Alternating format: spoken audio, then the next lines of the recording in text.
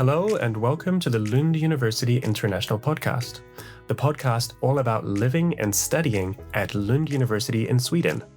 Today we're joined by Benedict Anthony, a former international student at Lund University who now holds a PhD position at Bilkent University in Ankara, Turkey. You may also remember Benedict from when she was a host of this podcast and a contributor to Lund University's international social media. Or perhaps you chatted with her on the Unibuddy app in her position as a student ambassador. In this episode, we'll hear about her journey from Lund to Ankara, including what life in Turkey is like, her PhD responsibilities, and her involvement in the international dimensions and effects of populism network.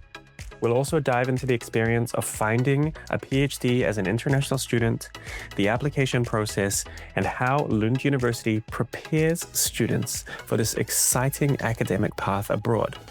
Plus, we'll discuss the cultural and academic differences between Sweden and Turkey.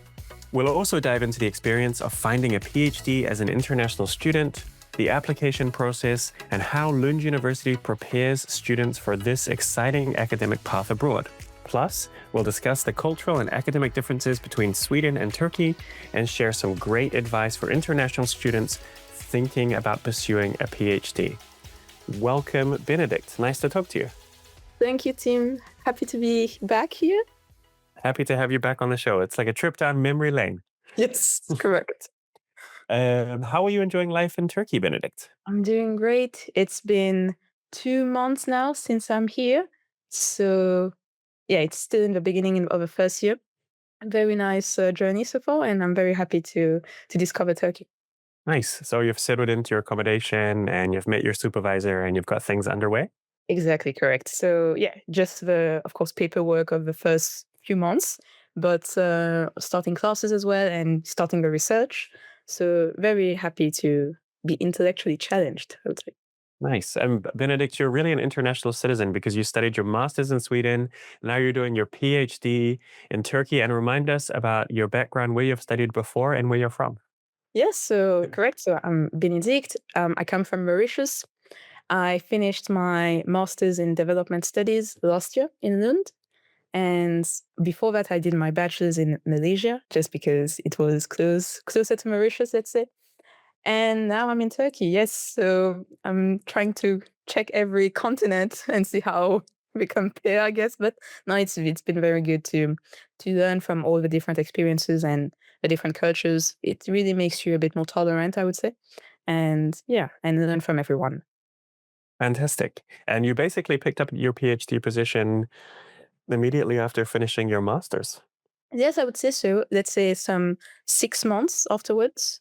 I finished in June with a graduation ceremony at the University S6E8 and got the decision in late December to start this PhD. So it was, yeah, in my case, quite quickly, and I'm happy it went that way. I applied to a few PhDs before, so it was not my first try and yeah, all in one kind of thing. But no, it was a process as well. I can discuss a bit more. So yeah, so it was relatively quick. Congratulations, Benedict. You're living the dream. Thank you so much. So please tell us about your PhD position. All right, so it's a PhD in political science, very classic, which means that I'm expected to know a lot of authors who have written before me in political science. And some of the audience might know that, when you're doing a master's, you're already reading a lot of things and theories. And the expectation of the PhD is now to take this a step higher. So in terms of a thinking process, you need to be, with foolproof. You need to be clear with what you think you know. And the teachers and supervisors will be asking you questions. So a bit more, I would say, harsher on the feedback, but not because they are your enemy or anything. It's really because they want to make sure that you're really clear in what you're trying to give as a message. So it's about being precise in how you write, but also how you communicate. There's no place for like chance or, maybe it will work out. No, we need to see that you know what you're saying and yeah, that you're confident in bringing a contribution to the field. Nice. And what is the aim of your research, Benedict? Yes, so it ties to a project that I'm part of. So it's an EU-funded project called the International Dimensions and Effects of Populism, as you've mentioned. So IDEOPOP for short. And it's a network with something like 9 universities, 8 or 9, across something like 6 European countries, or also the UK and Turkey, which are not in the EU, but, are partners. And different supervisors have different fields of expertise. And in my case, in Turkey, the angle of Bilkent University will be to look at populism related to post-imperialism. So in, previous empires in the world, like Ottoman Empire or the Soviet Union, and how the relationship that this can have with populist tendencies in today's world. And I think the project came from the idea that the EU wanted to invest and fund research on populism, since we see this trend in the world. And we just want to understand a bit, where does it come from and what can be future prospects, let's say, of the movement around the world. So I think it's a very timely topic. I'm very happy to be involved. I can say that I will have co-supervision in Bath in the UK. So I have a co-supervisor who will be helping me during the 3 years or at some point. And so it's a lot of collaboration across the network. I will be meeting with the other students as well in the different universities across Europe. So it's a nice way of widening your network. Fantastic. That sounds like a very, very timely topic and really great to be integrated in that global network. Is it a 3 or 4 year position, Benedict? So it's 3 years in terms of the EU, funding and framework. Now, every university has their own ways of doing a PhD or the structure of it. So in the case of Turkey, it can be up to 4 to 5 years of research, especially since I'm starting this first year with courses. So this is part of a PhD project. So right now, we'll talk a bit more with my supervisor later on if I will do 4 years or 5 years of research, but it will be 3 years in Turkey, and the final year could be the 4th or 5th year could be somewhere else anywhere in the world, and I just need to finish my research and dissertation. Yeah, exciting. Your global journey may continue. Yes, that's correct. Benedict, what about the responsibilities as a PhD student? Mm-hmm. So far, I'm really involved in my classes. So again, every country does it differently. Turkey, or at least the case of Bilkent, is quite modeled on the North American education system. So quite heavy on courses to my taste, but it has its advantages as well. You can, for example, since I've just arrived to Turkey, I can have a class of 20 people who are, let's say, from Turkey, and I can ask them questions. Hey, I saw this. What does that word mean? Things like that. So it's just a way for me to integrate in the society, essentially. And also the teachers can help you understand the literature better. So of course, it requires attendance, doing the assignments and the readings, but it also brings quite it's an easy way into understanding the society you're in, I think. So this is my main responsibility right now, being on top of my classes and readings. But in addition to that, I will have 2 other tasks, which would be to do the research in connection to my dissertation, and that comes with publishing papers quite regularly, not every day, but throughout the course of a PhD. And a second task would be related to the EU framework of the project. We will have an online courses specifically on populism. They will be inviting experts in the field, which funnily are the people that I cite in my papers. So I will be listening to what they tell me, and then I'll be reading about what they write. So it's a good way to really engage with the literature and the concepts. That sounds excellent, Benedict. I'm really, really happy for you. Thank you. So, Benedict, how did your time at Lund University prepare you for the application process to PhD programs abroad? Yeah, I need to say I'm very grateful for having been a student at Lund. Not so much in terms of the perspectives that gave me, like networking and knowing about different universities in Sweden and how the PhD process works, etc. That was already a plus that Lund gave me. But on top of that, I think in terms of the theories and the knowledge, well, the content itself of the syllabus was highly relevant to what I'm doing now. And it's clearly thanks to Lund, for example, that I was familiar with what we call post-colonial theories. So everything that's related to former colonies that are now independent, and all the authors who have written on that. And this is something that me coming from Mauritius, for some reason, I was not even familiar with. So I'm extremely grateful to have traveled to Sweden to learn a bit more about Mauritius. I actually, in my thesis writing, I saw this opportunity to do a research visit at the Nordic Africa Institute, and the collections we had on every African country, including Mauritius, that was beyond my dreams. And that's clearly thanks to Lund that I had access to that. The reputation of the university, of course, but yeah, all the opportunities, whether you study political science, any social science, or any other subject, Lund definitely gives you opportunities that you really need to seize, because this, you're slowly building your path towards your next journey or your next adventure. So both theoretically and in terms of reputation, Lund was a big plus for me. And I know that we're going to have a lot of students listening out there who are thinking of applying to Lund, who want to go on with an academic career, pursue a PhD. Of course, international degree studies at Lund University really do prepare you for PhD positions. So can you talk us through in a bit more detail your experience of finding a PhD position as an international student at Lund University? Applying for PhD was something I had in mind for quite a while before even graduating. I think in total I applied for 5 or 6 PhD applications. So this project that I got accepted in was perhaps the 5th application. And since quite early on, I was interested in doing a PhD later on, so I tried to apply before graduating. And that's something I've heard was not advisable because, well, there are 2 schools of thought. The first is to finish graduating, like finish the master's degree, get the master's thesis to show that as, an excerpt of your writing style and your research style. But the second school of thought is you can actually apply when you're in your final year of studies. So I think it really depends on the university, perhaps on the country at times. There's room for both, but please do check with the university that you're interested in applying for.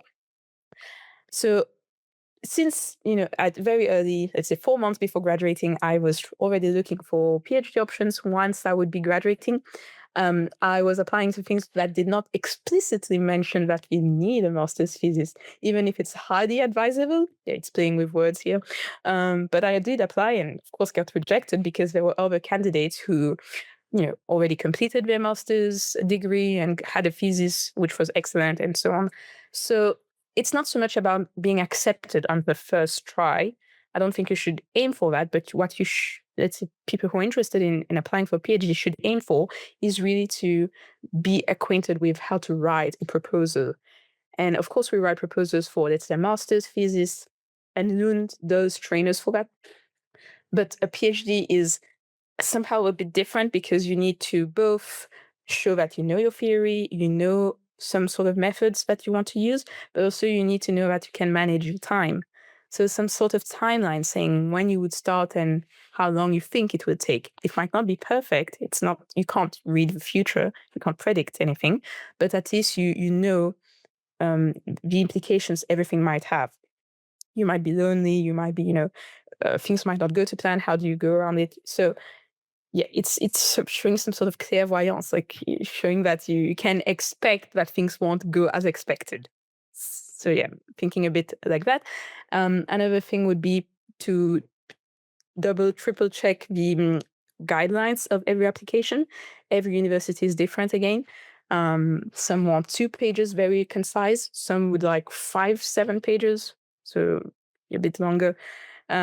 So yeah, to how when you apply for jobs, they suggest that you look at the company's website quite thoroughly.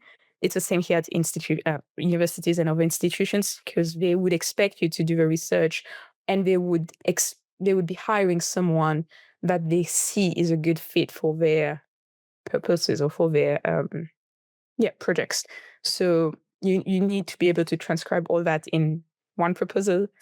So yeah, it takes some time.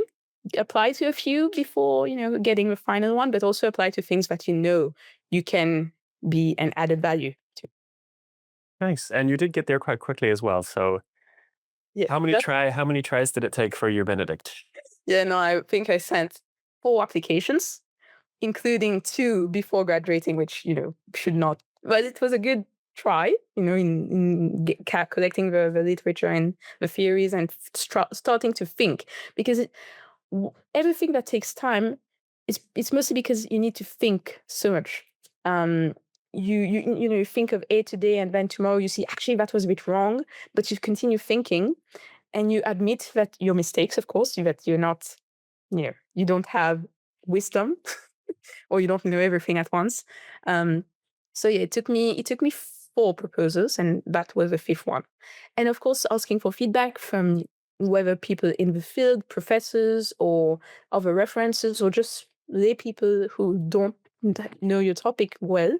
But if they can understand what you're trying to say, then it means it's quite clear to the general public. So yeah, try. Writing is rewriting. So keep writing, basically. Fantastic tips. I'm really curious to know how important it was to demonstrate research experience when applying for a PhD program. Yes, so it will never be non-negligible. So it will, contribute to something. It is added value to show that you have done some research. You have some research experience on top of your studies, even if it's not, clearly stated as a requirement for the project or for the PhD position. It is always good to have. So I know that some, let's say in the network that I'm part of, some have been research assistants or working on projects at the universities and so on.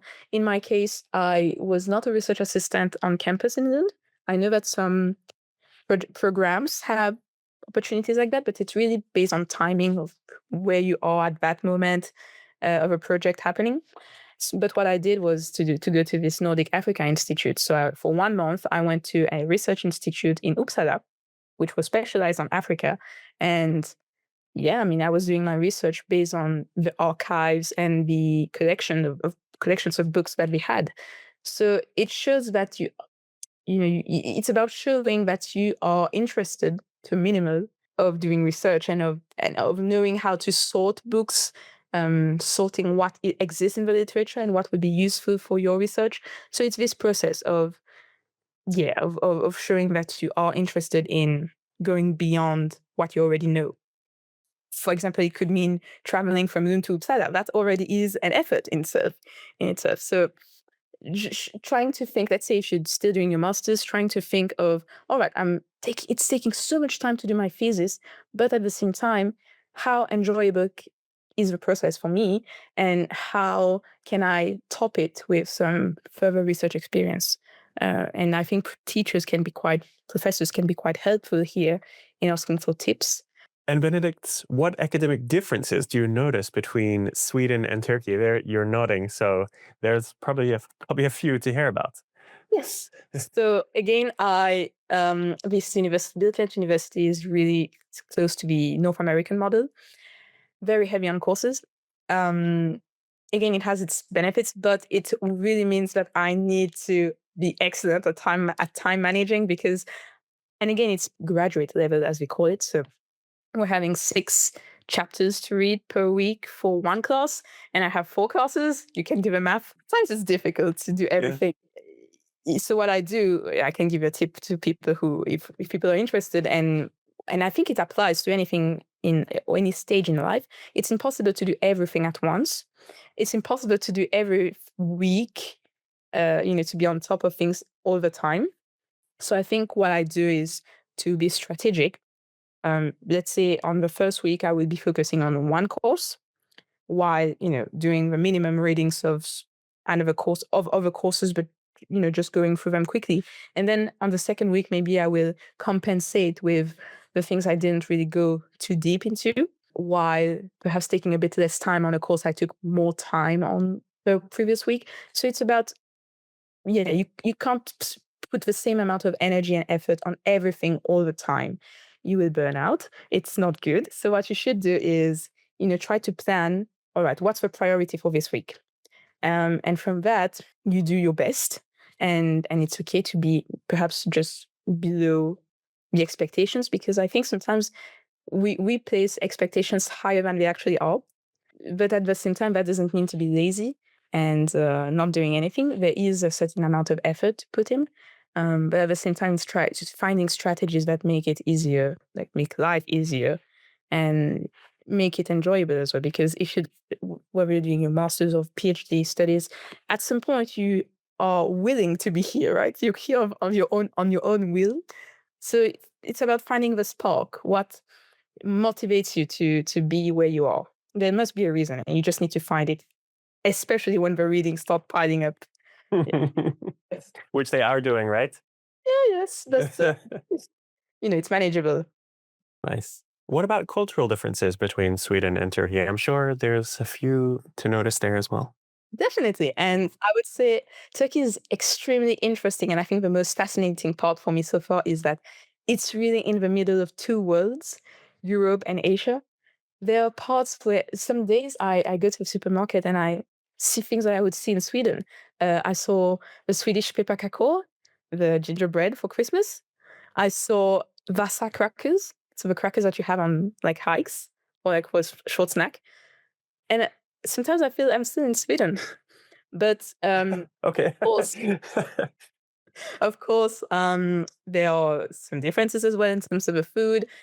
They have, different type of cuisine, which sometimes we see in Malmö, I would say, like when it comes to kebab and some sort of pide, which is like this bread with meat and different types of vegetables on it. A lot of yogurt. So yeah, that's the food differences. But culturally, I can tell you a funny story. So my classmates were nice enough to invite me to an iftar, which is the celebration during the Ramadan and after the day of fast, and then you break the fast together. So it's very, a warm atmosphere. Everyone is happy, and yeah. So I think I was a bit too, enthusiastic as well, that I quite genuinely said, cheers. I raised my glass and said cheers to everyone. And he started laughing at me. And I was like, oh, no, did I say something wrong? What is the word for cheers in Turkish? And they said, no, it's not that. It's simply because at a traditional iftar, you should never say cheers because it's connotated with alcohol, which should not happen at an iftar. And I really did not know that. And they were making fun of me, of course, nothing more than that. But yeah, this was a clear cultural difference. And you see how you come with your good intentions and your goodwill. But if wrongly interpreted, it can go the other way. And I was grateful that I learned my mistake. So now I know that I will not say cheers at an iftar. So that was cultural. Great. I'm glad it was interpreted in a kind way. They knew it was a genuine mistake. And Benedict, what advice would you give to international students who want to pursue a PhD abroad after their master's studies? Yes, I would say that I think the most important tip is to know that you really want to do a PhD. I talked to a teacher when I was in Lund, and she was saying, yes, I mean, it's a good idea, but maybe I would not advise doing a PhD in those days because there's a lot of competition and not a lot of people, a lot of good candidates are rejected. That's true, but don't think negative. What you could do is really think: is this something for me? Do I enjoy the master's? If you're doing a master's or let's say bachelor's program, am I enjoying what I'm doing enough to go to the next level of, making it harder in terms of research, in terms of readings, in terms of the feedback I will get from my teachers? Am I ready to go the next level, basically? Because it won't get easier, that's for sure. But you know that it will be more difficult, and you're willing to take that challenge, let's say. So first, it's knowing if it's for you, and the second tip would be, well, it's if you're staying if you're doing it in Sweden or any other country, which is not your home country, there will definitely be a period of adaptation, which, it varies for different people. Sometimes it has to do with language. Sometimes with just, cultural values of respect. What is considered respectful in a culture is different from something else. And all of that takes time to really adjust to. And on top of that, you have, the academic requirements of going to classes and readings. So it's a lot of time management, as we said. But I think if you really want to pursue an academic career and bring an own contribution to the field, I think this is something that all the bureaucratic problems would trump your desire to contribute academically to a field of importance to you. So it's doing some introspection of what you're good at, what you would like to do in the next few years of your life, and then you will find the answer. Nice. And are there any other topics which we haven't covered today, which you would like to bring up? I would say that, of course, depending on whether you are in Sweden or you're abroad, do not underestimate this reverse cultural shock process, because Sweden is really an outlier, an exception in many regards. It is a very nice place to be in, of course, and to live in, to study in. But the minute you go out, you will be required to adjust to the standards of that new country or that new culture, and that's something I'm learning as well. Really, it's recognizing that, and perhaps especially international students are good at this, but recognizing that's what happens in Sweden is a bit different from other parts. So it's about enjoying Sweden while we are in Sweden, and recognizing that the minute we go to another country, things might be a bit different. So if you do that, you'll be able to adjust. Good to know. Thank you so much for today, Benedict. And we really wish you all the best on the rest of your academic journey. Thank you very much for having me. It was very nice to talk to you. Thank you for listening to this episode of the Lund University International Podcast. If you're interested in learning more about Lund University, you can go to our website, lunduniversity.lu.se.